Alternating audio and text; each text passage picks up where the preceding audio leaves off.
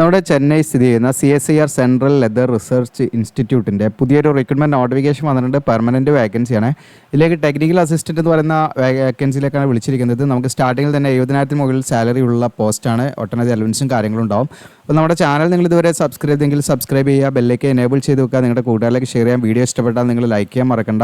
നിങ്ങൾ തരുന്ന സപ്പോർട്ടാണ് നമുക്ക് തരുന്ന ലൈക്ക് എന്ന് പറയുന്നത്. അപ്പോൾ എല്ലാവരും വീഡിയോക്ക് ലൈക്ക് ചെയ്യുക, ഷെയർ ചെയ്യുക നിങ്ങളുടെ കൂട്ടുകാരിലേക്ക്. അപ്പോൾ നമുക്കിതിൻ്റെ ഒഫീഷ്യൽ നോട്ടിഫിക്കേഷനിലേക്ക് വരാം. ഇതാണ് ഒഫീഷ്യൽ നോട്ടിഫിക്കേഷൻ. നിങ്ങൾക്ക് കാണാം 30/1/2025 നോട്ടിഫിക്കേഷൻ വന്നിരിക്കുന്നത്. അപ്പോൾ ഇതിലേക്ക് ടെക്നിക്കൽ അസിസ്റ്റൻറ്റ് ഗ്രൂപ്പ് 3 എന്ന് വിളിച്ച് പോസ്റ്റിൻ്റെ നെയിമാണ് അവിടെ കാണാം. ടെക്നിക്കൽ അസിസ്റ്റൻറ്റ് എന്ന് പറയുന്ന പോസ്റ്റിലേക്കാണ്, ഗ്രൂപ്പ് 3 ആണ്. ഇതിലേക്ക് സ്റ്റാർട്ടിംഗ് ഡേറ്റ്, ഓൺലൈൻ അപേക്ഷയുടെ സ്റ്റാർട്ടിംഗ് ഡേറ്റ് എന്ന് പറയുന്നത് നിങ്ങൾക്ക് 31/1/2025, അതായത് ജനുവരി 31 തുടങ്ങിയിട്ട് നിങ്ങൾക്ക് മാർച്ച് 1 വരെ ഇതിലേക്ക് ഓൺലൈനായിട്ട് അപ്ലൈ ചെയ്യാനുള്ള സമയമുണ്ട്. അപ്പോൾ മാക്സിമം നിങ്ങൾ നോക്കിയിട്ട് നിങ്ങൾ എലിജിബിൾ ആണെങ്കിൽ അപ്ലൈ ചെയ്യുക. അപ്പോൾ നിങ്ങൾ എങ്ങനെയാണ് ഇതിലേക്ക് അപ്ലൈ ചെയ്യേണ്ടത്, എക്സാം എങ്ങനെയാണ് തുടങ്ങിയുള്ള കാര്യങ്ങളെല്ലാം വീഡിയോയിൽ പറയുന്നുണ്ട്. അപ്പോൾ ഇതിലേക്ക് ഇവിടെ കാണാം ടെക്നിക്കൽ അസിസ്റ്റൻറ്റ് 22 വേക്കൻസിയാണ് ടോട്ടൽ വിളിച്ചിരിക്കുന്നത്. വേക്കൻസി കൂടാനും കുറയാനൊക്കെ സാധ്യതയുണ്ട്. വേക്കൻസിയുടെ എണ്ണം നമ്മൾ നോക്കരുത്. നിങ്ങൾ എലിജിബിൾ ആണെങ്കിൽ നിശ്ചിത ടൈം പീരീഡിൽ നമ്മൾ അപ്ലൈ ചെയ്യുക. കാരണം കുറച്ച് കഴിഞ്ഞാൽ നമ്മുടെ ഏജ് ഒക്കെ മാറും. അതുകൊണ്ട് മാക്സിമം അപ്ലൈ ചെയ്ത് എല്ലാ എക്സാമും എഴുതുക എന്നുള്ളതാണ്.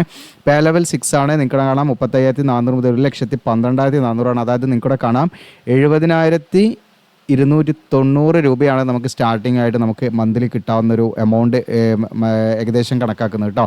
28 ഏജ് ലിമിറ്റ് വരുന്നത്. ഏജ് റിലാക്സേഷൻ കാര്യങ്ങളൊക്കെ ഉണ്ടായിരിക്കും. ഇനി ഇതിൻ്റെ എസെൻഷ്യൽ ക്വാളിഫിക്കേഷനാണ് നമ്മൾ നോക്കുന്നത്. അപ്പോൾ ടെക്നിക്കൽ അസിസ്റ്റൻ്റ് ആണെങ്കിലും അതിൻ്റെ വിവിധ ഏരിയാസിലാണ്. അപ്പോൾ അത് ക്വാളിറ്റി അഷുറൻസ്, അതുപോലെ തന്നെ നിങ്ങൾക്ക് കാണാം ഫൈൻ കെമിക്കൽസ് എന്ന് പറഞ്ഞിട്ട് നിങ്ങൾക്ക് ഒരുപാട് ഏരിയകളാണ് ഇവിടെ കൊടുത്തിരിക്കുന്നത്. ഇൻസ്ട്രുമെൻറ്റേഷൻ എന്ന് പറഞ്ഞിട്ട് കുറേ കാര്യങ്ങളുണ്ട് കേട്ടോ. ഓക്കെ, അപ്പോൾ നമുക്ക് ഓരോന്നും നമുക്ക് നോക്കാം. ഇതിൽ technical assistant post code TA 2501 ആണെങ്കിൽ 3 വേക്കൻസി അതിലുണ്ട്. General 1, OBC 1, SC 1. അപ്പം ST അതുപോലെ AWS വേക്കൻസി ഒന്നും ഇല്ല.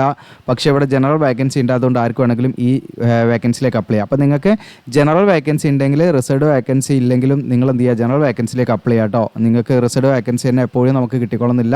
അപ്പോൾ ജനറൽ വേക്കൻസിയിലേക്ക് അപ്ലൈ ചെയ്യാം. അപ്പോൾ ആർക്ക് വേണമെങ്കിലും ജനറൽ വേക്കൻസിയിലേക്ക് അപ്ലൈ ചെയ്യാമെന്ന് മനസ്സിലാക്കാം. ഏജ് ലിമിറ്റ് പറഞ്ഞു 28 ജനറൽ കാൻഡിഡേറ്റ്സിന്. OBC ആകുമ്പോൾ ഏജ് റിലാക്സേഷൻ ഉണ്ട്, 31 വയസ്സ് വരെ അപ്ലൈ ചെയ്യാം. SC ആണെങ്കിൽ 33. ഇനി ഇതിൻ്റെ ക്വാളിഫിക്കേഷൻ എന്ന് പറയുന്നത് നിങ്ങൾക്ക് BSc കെമിസ്ട്രി കഴിഞ്ഞവർക്കാണ് ഇതിലേക്ക് അപ്ലൈ ചെയ്യാൻ പറ്റുക. 60% മാർക്ക് ഉണ്ടായിരിക്കണം എന്നുള്ള കണ്ടീഷനാണ് കേട്ടോ. അപ്പോൾ BSc കെമിസ്ട്രി കഴിഞ്ഞിരിക്കണം, പ്ലസ് 60%, അതിൻ്റെ കൂടെ 60% നമുക്ക് മാർക്ക് ഉണ്ടായിരിക്കണം. പ്ലസ് അതിൻ്റെ കൂടെ നമുക്ക് 1 ഇയർ റിസർച്ച് എക്സ്പീരിയൻസ് ആണ് അവർ ചോദിക്കുന്നത് കേട്ടോ. ഓക്കെ, 1 ഇയർ റിസർച്ച് എക്സ്പീരിയൻസും പാടെ ഉണ്ടായിരിക്കണം എന്നുള്ളതാണ്. ഇനി അതല്ലെങ്കിൽ നിങ്ങൾക്ക് എക്സ്പീരിയൻസിന് പകരമായിട്ട് BSc കെമിസ്ട്രി 60% മാർക്കോടുകൂടി പ്ലസ് 1 ഇയർ പ്രൊഫഷണൽ ക്വാളിഫിക്കേഷൻ ഉണ്ടെങ്കിൽ അത് വെച്ചിട്ട് നിങ്ങൾക്ക് എന്ത് അപ്ലൈ ചെയ്യാം. അതായത് നിങ്ങൾ ബാച്ചിലർ ഓഫ് സയൻസ്, നിങ്ങൾ കെമിസ്ട്രി കഴിഞ്ഞിട്ട് നിങ്ങൾ ഇതുമായി ബന്ധപ്പെട്ട് നിങ്ങൾക്ക് കാണാം ജോബ് റിക്വയർമെൻറ്റ് കാണാം. ഇതുമായി ബന്ധപ്പെട്ട് നിങ്ങൾക്ക് എന്തെങ്കിലും സർട്ടിഫിക്കറ്റ് കോഴ്സുകൾ നിങ്ങൾ ചെയ്തിട്ടുണ്ടെങ്കിൽ അങ്ങനെയുള്ളവർക്ക് എന്ത് ചെയ്യാം, നിങ്ങൾക്ക് ഇതിലേക്ക് അപ്ലൈ ചെയ്യാം കേട്ടോ. ഓക്കെ, അപ്പോൾ അത് പ്രത്യേകം ശ്രദ്ധിക്കുക. എക്സ്പീരിയൻസിൻ്റെ ആവശ്യമില്ല. നിങ്ങളുടെ ഗ്രാജുവേഷൻ കഴിഞ്ഞ് നിങ്ങൾ എന്തെങ്കിലും സർട്ടിഫിക്കറ്റ് കോഴ്സ് അല്ലെങ്കിൽ ഡിപ്ലോമ നിങ്ങൾ ചെയ്തിട്ടുണ്ടെങ്കിൽ അത് ഫംഗ്ഷനിങ് ഏരിയ നിങ്ങൾ നോക്കിയാൽ മതി. ഇതുമായി ബന്ധപ്പെട്ടെന്തെങ്കിലും ഡിപ്ലോമ ചെയ്തിട്ടുണ്ടെങ്കിൽ അത് വെച്ചിട്ട് നിങ്ങൾക്ക് എന്ത് ചെയ്യാം, ഇതിലേക്ക് അപ്ലൈ ചെയ്യാം. എക്സ്പീരിയൻസ് നിർബന്ധമല്ല. ഓക്കെ, ഇനി അതല്ല എക്സ്പീരിയൻസ് ഉണ്ടെങ്കിൽ ഡിപ്ലോമ ആവശ്യമില്ല, നിങ്ങൾക്ക് അങ്ങനെ അത് വെച്ചിട്ട് അപ്ലൈ ചെയ്യാം. അടുത്തത് ടെക്നിക്കൽ അസിസ്റ്റൻറ്റ് കൂടെ കാണാം ഫൈൻ കെമിക്കൽസ് ആണ്. ഇതിൽ നിങ്ങൾക്ക് കൂടെ കാണാം TA 2502 ആണ്. ഇത് ജനറൽ ആണെങ്കിലും PWBD കാൻഡിഡേറ്റ്സിന് തന്നെ HH കാൻഡിഡേറ്റ്സിന് റിസർവ്ഡ് വേക്കൻസിയാണ് കേട്ടോ. അവർക്ക് മാത്രമേ ഇതിലേക്ക് അപ്ലൈ ചെയ്യാൻ പറ്റുള്ളൂ. നേരത്തെ മുകളിൽ പറഞ്ഞ സെയിം ക്വാളിഫിക്കേഷൻ തന്നെയാണ്. ഒന്നെങ്കിൽ എക്സ്പീരിയൻസ് വെച്ച് അപ്ലൈ ചെയ്യാം, അല്ലെങ്കിൽ ഈ പറയുന്ന BSc കെമിസ്ട്രി കഴിഞ്ഞിട്ട് പ്രൊഫഷണൽ ക്വാളിഫിക്കേഷൻ ഡിപ്ലോമ അല്ലെങ്കിൽ എന്തെങ്കിലും സർട്ടിഫിക്കറ്റ് കോഴ്സ് നിങ്ങൾ ചെയ്തിട്ടുണ്ടെങ്കിൽ അത് വെച്ചിട്ട് അപ്ലൈ ചെയ്യാം. അപ്പോൾ ഇത് ബാക്ക്ലോഗ് വേക്കൻസി എന്ന് പറഞ്ഞാൽ മുൻപത്തെ റിക്രൂട്ട്മെൻറ്റ് നടന്ന സമയത്ത് അത് കംപ്ലീറ്റ് ചെയ്യാത്ത, അതായത് അത് ഈ വേക്കൻസി ഫില്ല് ചെയ്യാത്ത വേക്കൻസിയാണ് ബാക്ക്ലോഗ് വേക്കൻസി. അപ്പോൾ അതുകൊണ്ട് അവർക്ക് PWD കാൻഡിഡേറ്റ്സിന് ഇതിലേക്ക് അപ്ലൈ ചെയ്യാൻ പറ്റുള്ളൂ. അതിൽ തന്നെ HH കാറ്റഗറിക്ക് മാത്രമേ അപ്ലൈ ചെയ്യാൻ പറ്റുള്ളൂ. ഇതിനടുത്ത ടെക്നിക്കൽ അസിസ്റ്റൻറ്റ് നിങ്ങൾക്ക് ഇൻസ്ട്രുമെൻറ്റേഷൻ ആണ്. ഇതിലേക്ക് ഒരു വേക്കൻസിയാണ് AWSനാണ് വിളിച്ചിരിക്കുന്നത്. 28 ഏജ് ലിമിറ്റ് വരുന്നത്. ഇതിലേക്ക് നിങ്ങൾക്ക് ഇലക്ട്രോണിക്സിലോ അല്ലെങ്കിൽ ഇൻസ്ട്രുമെൻറ്റേഷനിലോ ഈ പറഞ്ഞിരിക്കുന്ന ഏതെങ്കിലും എഞ്ചിനീയറിംഗ് ഡിസിപ്ലിനിൽ 3 ഇയർ ഡ്യൂറേഷനുള്ള ഡിപ്ലോമ കഴിഞ്ഞവർക്ക് അപ്ലൈ ചെയ്യാം. അത് 60% മാർക്ക് ഉണ്ടായിരിക്കണം. ഇനി 2 ഇയർ ഡ്യൂറേഷനുള്ള ഡിപ്ലോമ, അതായത് നമ്മൾ ലാറ്ററലിൻ്റെ കൂടെ +2 കഴിഞ്ഞിട്ടോ അല്ലെങ്കിൽ ITI കഴിഞ്ഞിട്ടോ നിങ്ങൾ ഡിപ്ലോമ ചെയ്തവരാണെങ്കിൽ അത് 2 ഇയർ ഡ്യൂറേഷൻ ഉണ്ടായിരിക്കും. അപ്പോൾ അങ്ങനെയുള്ളവർക്ക് എന്ത് ഇതിലേക്ക് അപ്ലൈ ചെയ്യാം. 60% മാർക്ക് ഉണ്ടായിരിക്കും എന്നുള്ളതാണ്. അപ്പോൾ ഇതിലേക്ക് എക്സ്പീരിയൻസ് വേണം, 2 വർഷത്തെ എക്സ്പീരിയൻസ് ഉണ്ടായിരിക്കണം കേട്ടോ. ഓക്കെ, അപ്പോൾ നിങ്ങൾ പ്രത്യേകം മനസ്സിലാക്കുക. ഫ്രഷേഴ്സിന് അപ്ലൈ ചെയ്യാൻ പറ്റില്ല. അതിലേക്ക് എക്സ്പീരിയൻസ് വേണം 2 വർഷത്തെ. അപ്പോൾ നിങ്ങൾക്ക് ലാറ്ററലിലൂടെ കഴിഞ്ഞവർക്ക് അപ്ലൈ ചെയ്യാം. ഇനി സാധാ 3 ഇയർ ഡ്യൂറേഷനിൽ കംപ്ലീറ്റ് ചെയ്തവർക്ക് അപ്ലൈ ചെയ്യാം. പക്ഷേ 2 വർഷത്തെ എക്സ്പീരിയൻസ് വേണമെന്ന് പ്രത്യേകം ശ്രദ്ധിക്കുക. ഇനി അപ്രന്റീസ്ഷിപ്പ് ഒക്കെ ചെയ്തിട്ടുണ്ടെങ്കിൽ അത് എക്സ്പീരിയൻസ് ആയിട്ട് പരിഗണിക്കാറുണ്ട്. ഇനി ഇവിടെ ടെക്നിക്കൽ അസിസ്റ്റൻറ്റും കൂടെ കാണാം. അനിമൽ ഹൗസ് ആണ്. അതിലേക്ക് നിങ്ങൾക്ക് ഒരു വേക്കൻസി ജനറൽ ആണ്. ആർക്ക് വേണമെങ്കിലും ഇതിലേക്ക് അപ്ലൈ ചെയ്യാം. 28 ഏജ് ലിമിറ്റ്. ഇതിലേക്ക് നിങ്ങൾക്ക് BSc സുവോളജി അല്ലെങ്കിൽ ബയോടെക്നോളജി അല്ലെങ്കിൽ അതിന് തുല്യമായുള്ള ബാച്ചിലർ ഓഫ് സയൻസ് നിങ്ങൾ പഠിച്ചിരിക്കുക എന്നുള്ളതാണ്. 60% മാർക്ക് വേണം. നേരത്തെ പറഞ്ഞ പോലെ തന്നെ നിങ്ങൾക്ക് എന്താണ് 1 ഇയർ റിസർച്ച് എക്സ്പീരിയൻസ് ഉണ്ടെങ്കിൽ അത് വെച്ചിട്ട് ഇതിലേക്ക് അപ്ലൈ ചെയ്യാം. ഇനി അതല്ലെങ്കിൽ നിങ്ങൾ എന്താണ് BSc സുവോളജി അല്ലെങ്കിൽ ബയോടെക്നോളജി കഴിഞ്ഞതിന് ശേഷം നിങ്ങൾ 1 ഇയർ ഡ്യൂറേഷനുള്ള ഏതെങ്കിലും പ്രൊഫഷണൽ ക്വാളിഫിക്കേഷൻ നിങ്ങൾക്ക് ഉണ്ടെങ്കിൽ, അതായത് എന്തെങ്കിലും ഡിപ്ലോമ അല്ലെങ്കിൽ സർട്ടിഫിക്കറ്റ് കോഴ്സ് നിങ്ങൾ ചെയ്തിട്ടുണ്ടെങ്കിൽ അത് വെച്ചിട്ട് നിങ്ങൾക്ക് എന്ത് ചെയ്യാം, ഇതിലേക്ക് അപ്ലൈ ചെയ്യാം. എക്സ്പീരിയൻസിൻ്റെ ആവശ്യമില്ല കേട്ടോ. ഓക്കെ, അപ്പോൾ ഒരു വേക്കൻസി ആണെങ്കിൽ നിങ്ങൾ ഇതിലേക്ക് അപ്ലൈ ചെയ്യാം. കാരണം ഇതിലേക്ക് ആദ്യം തന്നെ റിട്ടൺ എക്സാമിനേഷൻ അല്ല, ട്രേഡ് ടെസ്റ്റ് ആണ്. അപ്പോൾ അതൊക്കെ നിങ്ങൾക്ക് നല്ലൊരു നമുക്ക് ആ പറയുന്ന എക്സാമിൻ്റെ ഒരു കട്ട് ഓഫ് ഒക്കെ നല്ല കുറയാനൊക്കെ ഉള്ള സാധ്യതകളുണ്ട്. കാരണം ട്രേഡ് ടെസ്റ്റ് എല്ലാവരും ക്വാളിഫൈ ചെയ്തോളണമെന്നില്ല. അപ്പോൾ അങ്ങനെയൊക്കെയുള്ള ഒരു സ്കീം ഉണ്ട് എന്നുള്ളതാണ്. ഇനി അടുത്ത ടെക്നിക്കൽ അസിസ്റ്റൻറ്റ് നിങ്ങൾക്ക് ലെതർ പ്രോസസ്സിംഗ് ആണ്. ഇതിൽ 4 വേക്കൻസി, ഒന്ന് ജനറൽ, ഒന്ന് ഒന്ന് EWS, ഒന്ന് OBC, ഒന്ന് SC, ഒന്ന് ST, ഇങ്ങനെയാണ് വേക്കൻസി വന്നിരിക്കുന്നത്. അപ്പോൾ ഇതിലേക്ക് ജനറൽ കാൻഡിഡേറ്റ്സിന് ഇതിലേക്ക് അപ്ലൈ ചെയ്യാൻ പറ്റില്ല, ഈ റിസർവ് വേക്കൻസി ആയതുകൊണ്ട്. 28 ഏജ് ലിമിറ്റ് EWSന്, OBC അത് 31 ഏജ് ലിമിറ്റ്. SC ST ആകുമ്പോൾ അവർക്ക് ഈ പറഞ്ഞ 33, SC STക്ക് 33 ഏജ് ലിമിറ്റ് വരും കേട്ടോ. അപ്പോൾ ഇതിലേക്കുള്ള ക്വാളിഫിക്കേഷൻ എന്ന് പറയുന്നത് ലെതർ ടെക്നോളജിയിലുള്ള 3 വർഷം ഡ്യൂറേഷനുള്ള ഡിപ്ലോമ കഴിഞ്ഞവർക്ക് അപ്ലൈ ചെയ്യാം. 60% മാർക്ക് വേണം, 2 വർഷത്തെ എക്സ്പീരിയൻസ് വേണം. ഇനി 3 വർഷം നിർബന്ധമല്ല, നിങ്ങൾ ലാറ്റൻറ്റിലൂടെ പഠിച്ചവരാണെങ്കിൽ 2 വർഷം ഡ്യൂറേഷനിൽ ഡിപ്ലോമ കഴിഞ്ഞവരാണെങ്കിലും അങ്ങനെയും ഉള്ളവർക്ക് അപ്ലൈ ചെയ്യാം. ലെതർ ടെക്നോളജി ആയിരിക്കണം എന്നുള്ളതാണ്. 2 വർഷത്തെ എക്സ്പീരിയൻസ് നിർബന്ധമാണ്. ഇനി അടുത്തത് നിങ്ങൾക്ക് ടെക്നിക്കൽ അസിസ്റ്റൻറ്റ് ലെതർ പ്രോഡക്ട്സ് ആണ്. നിങ്ങൾക്ക് ഇതിലേക്ക് 2 വേക്കൻസി ഉണ്ട്, ഒന്ന് ജനറൽ ഉണ്ട്, ഒന്ന് SCക്കാണ്. അതിൽ ജനറൽ ആണെങ്കിൽ 28, SC ആണെങ്കിൽ 33 വയസ്സ് വരെ അപ്ലൈ ചെയ്യാം. ഇതിലും ഈ പറഞ്ഞ പോലെ നേരത്തെ മുകളിൽ പറഞ്ഞ സെയിം ക്വാളിഫിക്കേഷനാണ്. ലെതർ ടെക്നോളജിയിൽ നിങ്ങൾ 3 വർഷം ഡ്യൂറേഷനിൽ ഡിപ്ലോമയോ, ഇനി അതല്ല ലാറ്ററൽ എൻട്രിയുടെ ആണെങ്കിൽ 2 വർഷം ഡ്യൂറേഷനിൽ ഡിപ്ലോമയോ, 60% മാർക്കോട് പാസ് ഔട്ട് ആയിരിക്കുക, പ്ലസ് 2 വർഷത്തെ എക്സ്പീരിയൻസ് ഉണ്ടെങ്കിൽ അപ്ലൈ ചെയ്യാം. ഇനി അടുത്തത് നിങ്ങൾക്ക് ഫുഡ്വെയർ ടെക്നോളജി ആണ്. ഇതിലേക്ക് നിങ്ങൾക്ക് 3 വേക്കൻസി ഉണ്ട്, ഒന്ന് OBCക്കും 2 SCക്കും ആണ്. അതിൽ OBC ആണെങ്കിൽ 31, SCA ആണെങ്കിൽ 33 വയസ്സ് വരെ അപ്ലൈ ചെയ്യാം. ഇതിലേക്ക് നിങ്ങൾക്ക് footwear manufacturing or footwear manufacture and design, ഈ പറഞ്ഞിരിക്കുന്ന ഏതെങ്കിലും ഒരു ഡിപ്ലോമ നിങ്ങൾ 3 വർഷത്തെ ഡിപ്ലോമ ചെയ്തിട്ടുണ്ടെങ്കിൽ നിങ്ങൾക്ക് ഇതിലേക്ക് അപ്ലൈ 60% മാർക്ക് വേണം, 2 വർഷത്തെ എക്സ്പീരിയൻസും വേണം. ഇനി അതല്ല ലാറ്ററലിലൂടെ അഡ്മിഷൻ എടുത്തവരാണെങ്കിൽ നിങ്ങൾക്ക് 2 വർഷത്തെ ഡിപ്ലോമ ആണെങ്കിലും നിങ്ങൾക്ക് അപ്ലൈ ചെയ്യാവുന്നതാണ്. ഇനി അടുത്ത് നിങ്ങൾക്ക് ഫാഷൻ ആൻഡ് ഡിസൈൻ ആണ്. നിങ്ങൾക്കിവിടെ കാണാം ഒരു വേക്കൻസി ജനറൽ ആണ്, ആർക്ക് വേണമെങ്കിലും അപ്ലൈ ചെയ്യാം. 28 ഏജ് ലിമിറ്റ്. ഇതിൽ നിങ്ങൾക്ക് ഡിസൈൻ അല്ലെങ്കിൽ ഫാഷൻ ഡിസൈൻ ആൻഡ് ഡിസൈനിലോ നിങ്ങൾക്ക് എന്താണ് 3 ഇയർ ഡ്യൂറേഷനോ അല്ലെങ്കിൽ നിങ്ങൾ ലാറ്ററലിലൂടെ ആണെങ്കിൽ 2 ഇയർ ഡ്യൂറേഷനോ ഉള്ള ഡിപ്ലോമ കഴിഞ്ഞവരാണെങ്കിൽ ഇതിലേക്ക് അപ്ലൈ ചെയ്യാം. 60% മാർക്ക് വേണം. പ്ലസ് നിങ്ങൾക്ക് 2 ഇയർ ആണെങ്കിലും 3 ഇയർ ഡ്യൂറേഷനിൽ ഡിപ്ലോമ ആണെങ്കിലും 2 വർഷത്തെ എക്സ്പീരിയൻസ് മസ്റ്റാണ് കേട്ടോ ഇതിലേക്ക് അപ്ലൈ ചെയ്യാൻ ഈ പറയുന്ന മേഖലയുമായി ബന്ധപ്പെട്ട്. ഇതിനടുത്ത് ടെക്സ്റ്റൈൽ ടെക്നോളജിയാണ്, ഒരു വേക്കൻസി EWSനാണ്. ഇതിലേക്ക് അപ്ലൈ ചെയ്യാനുള്ള ക്വാളിഫിക്കേഷൻ നേരത്തെ പറഞ്ഞ പോലെ ടെക്സ്റ്റൈൽ ടെക്നോളജിയിലോ അല്ലെങ്കിൽ ടെക്സ്റ്റൈൽ എഞ്ചിനീയറിംഗിലോ ഉള്ള 3 ഇയർ ഡ്യൂറേഷനുള്ള ഡിപ്ലോമയോ അല്ലെങ്കിൽ ലാറ്ററലിലൂടെ ആണെങ്കിൽ 2 ഇയർ ഡ്യൂറേഷനുള്ള ഡിപ്ലോമ കഴിഞ്ഞവരായിരിക്കണം. 60% മാർക്ക് വേണം, 2 വർഷത്തെ എക്സ്പീരിയൻസ് ഉണ്ടവർക്ക് ഇതിലേക്ക് അപ്ലൈ ചെയ്യാം. ഇനി അടുത്തത് നിങ്ങൾക്ക് കാണാം common science facilities for biological ലാബാണ്. ഇതിലേക്ക് നിങ്ങൾക്ക് ഒരു വേക്കൻസി SCക്കാണ്. ഇതും ബാക്ക്ലോഗ് വേക്കൻസിയാണ്. SC കാൻഡിഡേറ്റ്സ് മാത്രമേ ഇതിലേക്ക് അപ്ലൈ ചെയ്യാൻ പറ്റുള്ളൂ. ഇവിടേക്ക് നിങ്ങൾക്ക് BSc zoology or biotechnology or biochemistry ഇതിലേതെങ്കിലും നിങ്ങൾ ഈ പറയുന്ന BSc കഴിഞ്ഞവർക്ക് അപ്ലൈ ചെയ്യാം. 60% മാർക്ക്. അതിൽ നിങ്ങൾക്ക് 1 വർഷത്തെ എക്സ്പീരിയൻസ് ഉണ്ടെങ്കിൽ അത് വെച്ച് അപ്ലൈ ചെയ്യാം. ഇനി എക്സ്പീരിയൻസിന് പകരമായിട്ട് നിങ്ങൾക്ക് എന്താണ് പ്രൊഫഷണൽ ക്വാളിഫിക്കേഷൻ ഉണ്ടെങ്കിൽ എന്തെങ്കിലും ഡിപ്ലോമ അല്ലെങ്കിൽ സർട്ടിഫിക്കറ്റ് കോഴ്സ് നിങ്ങൾ ചെയ്യുന്നത് അത് വെച്ചിട്ട് അപ്ലൈ ചെയ്യാം. ഇനി അടുത്ത നിങ്ങൾക്ക് അനലിറ്റിക്കൽ സർവീസ് ആണ്. ഇതിൽ 4 വേക്കൻസി ഉണ്ട്, 2 വേക്കൻസി ജനറൽ ഉണ്ട്, 1 vacancy EWS, 1 vacancy SC. 28 age limit വരുന്നത് ജനറലിനും EWSനും. SCക്ക് 33 വയസ്സ് വരെ അപ്ലൈ ചെയ്യാം. ഇതിൽ നിങ്ങൾക്ക് BSc ഫിസിക്സ് 60% മാർക്കോടുകൂടി പാസ്സായവർക്ക് അപ്ലൈ ചെയ്യാം. 1 വർഷത്തെ റിസർച്ച് എക്സ്പീരിയൻസ് വേണം. ഇനി റിസർച്ച് എക്സ്പീരിയൻസ് ഇല്ലെങ്കിൽ നിങ്ങൾക്ക് എന്ത് ചെയ്യാം, ഈ പറയുന്ന നിങ്ങളുടെ BSc ഫിസിക്സ് കഴിഞ്ഞതിന് ശേഷം നിങ്ങൾ ഏതെങ്കിലും ഡിപ്ലോമയോ അല്ലെങ്കിൽ സർട്ടിഫിക്കറ്റ് കോഴ്സ് 1 വർഷം ഡ്യൂറേഷനിൽ ചെയ്തെങ്കിൽ അത് വെച്ചിട്ട് നിങ്ങൾക്ക് എന്ത് ചെയ്യാം, അതിലേക്ക് അപ്ലൈ ചെയ്യാം.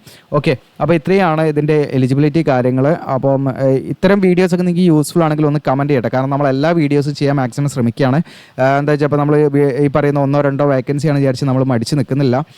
കാരണം നിങ്ങളുടെ സപ്പോർട്ട് ഉണ്ടെങ്കിൽ നമുക്ക് ഇത്തരം വേക്കൻസിയൊക്കെ കൂടുതലായിട്ട് ചെയ്യാനുള്ള ഒരു എന്താണ് നമുക്ക് അതിനുള്ളൊരു താല്പര്യം ഉണ്ടാവുള്ളൂ. കാരണം എന്താ വെച്ചാൽ നിങ്ങൾ നല്ല ലൈക്കും അതുപോലെ തന്നെ നിങ്ങൾ മാക്സിമം വ്യൂ ചെയ്യുകയാണെങ്കിൽ ഇത്തരം എല്ലാം നിങ്ങൾക്ക് ഒരു നോട്ടിഫിക്കേഷൻ മിസ്സാവാതെ നിങ്ങൾക്ക് എല്ലാത്തിനും അപ്ലൈ ചെയ്യാനുള്ള ഒരു എന്താണ് അവസ്ഥ നമ്മൾ ഉണ്ടാക്കാം. നമ്മുടെ ചാനൽ വഴി എല്ലാം നിങ്ങൾക്ക് അപ്ഡേറ്റ് ചെയ്യാനുള്ള ഒരു ഓപ്ഷൻ ഉണ്ടാകും.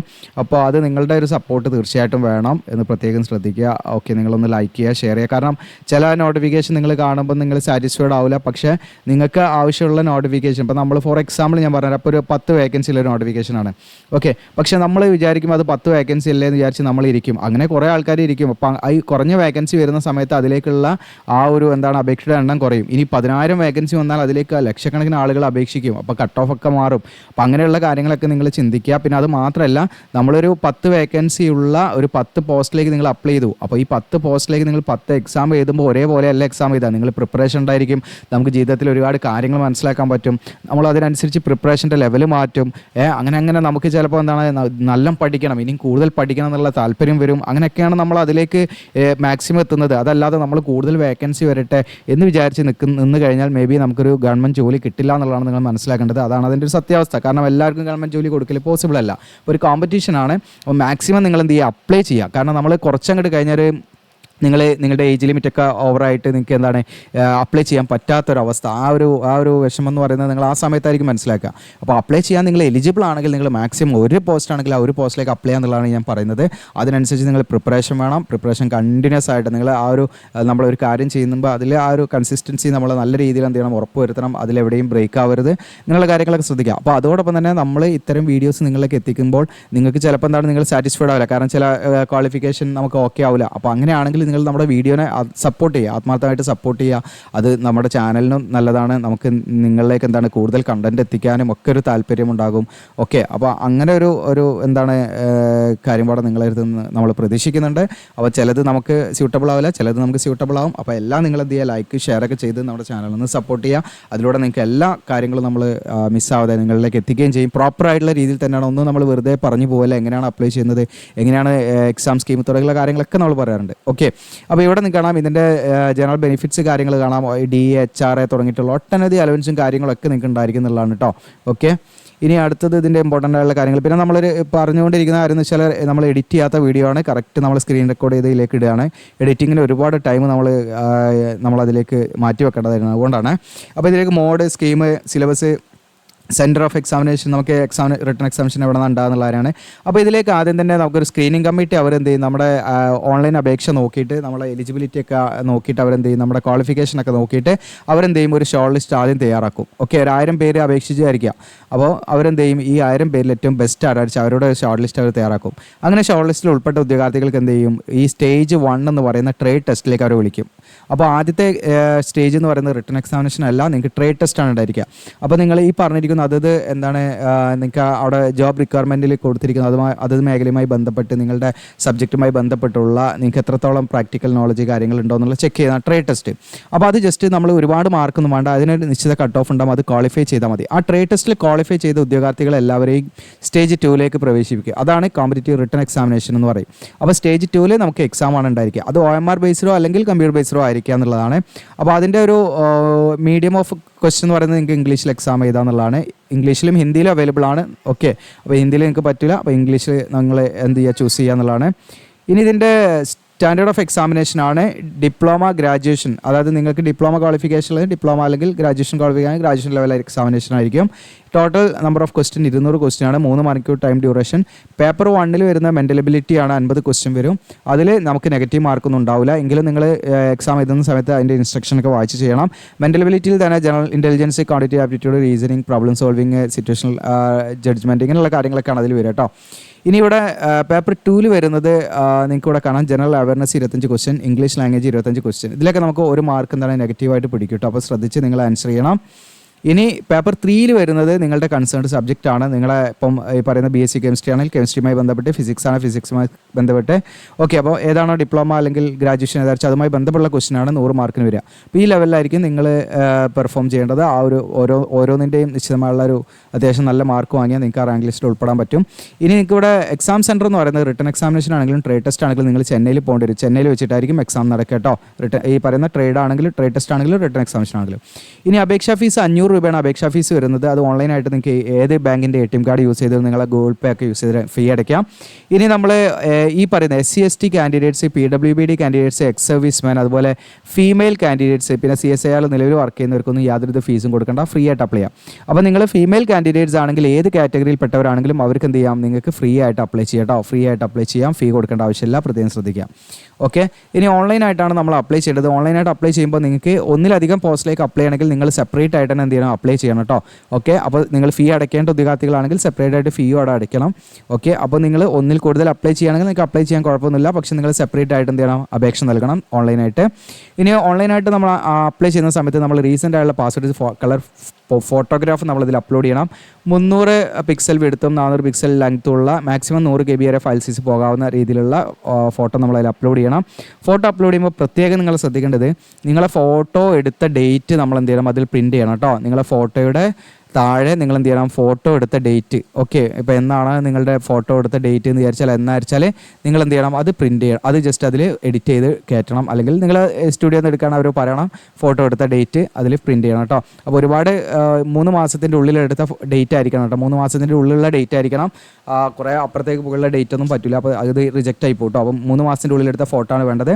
അപ്പോൾ ഫോട്ടോ എടുത്ത ഡേറ്റ് നിങ്ങൾ പ്രിൻറ്റ് ചെയ്യാൻ മറക്കണ്ട. ഇതൊക്കെയാണ് നമ്മൾ വരുത്തുന്ന ചെറിയ ചെറിയ മിസ്റ്റേക്ക്. നോട്ടിഫിക്കേഷൻ ചിലപ്പോൾ നമ്മൾ വായിക്കില്ല, അപ്പോൾ അവിടെ എന്ത് ചെയ്യും, ഇൻവാലിഡ് ആയിട്ടുള്ള അപേക്ഷയായിട്ട് അത് കാണും. നമ്മൾ ഫീ ഒക്കെ കൊടുത്ത് വെറുതെ പോകും. അതൊക്കെയാണ് നിങ്ങൾ ശ്രദ്ധിക്കേണ്ടത്.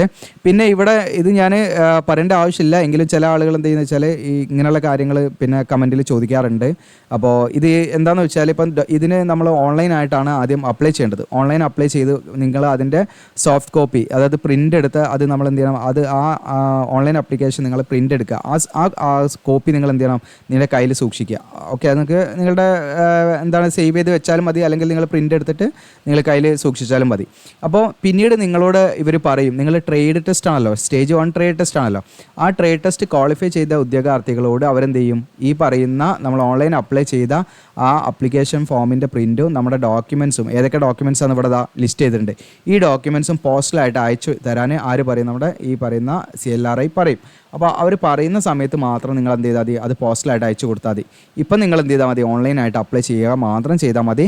ട്രേഡ് ടെസ്റ്റ് നടത്തിയിട്ട്, ഫസ്റ്റ് സ്റ്റേജ് ട്രേഡ് ടെസ്റ്റ് ആണല്ലോ, ആ ട്രേഡ് ടെസ്റ്റ് നടത്തിയിട്ട് സ്റ്റേജ് 1 ട്രേഡ് ടെസ്റ്റിൽ നിങ്ങൾ ക്വാളിഫൈ ചെയ്ത് കഴിഞ്ഞാലാണ് നിങ്ങൾ എന്ത് ചെയ്യേണ്ടത്, പോസ്റ്റലായിട്ട് ഈ ഇത്രയും ഡോക്യുമെൻറ്റ്സ് ഇവിടെ കാണാം, നിങ്ങൾക്ക് ഇത്രയും ഡോക്യുമെൻറ്റ്സ് ആവശ്യമുള്ള ഡോക്യുമെൻറ്റ്സ് ഒക്കെ നിങ്ങൾ എന്ത് ചെയ്യണം, നിങ്ങളുടെ അപേക്ഷയോടൊപ്പം നിങ്ങൾ അയച്ചു കൊടുക്കണം പോസ്റ്റലായിട്ട്. അതപ്പോൾ അവർ പറയും, നിങ്ങളോട് പറയും.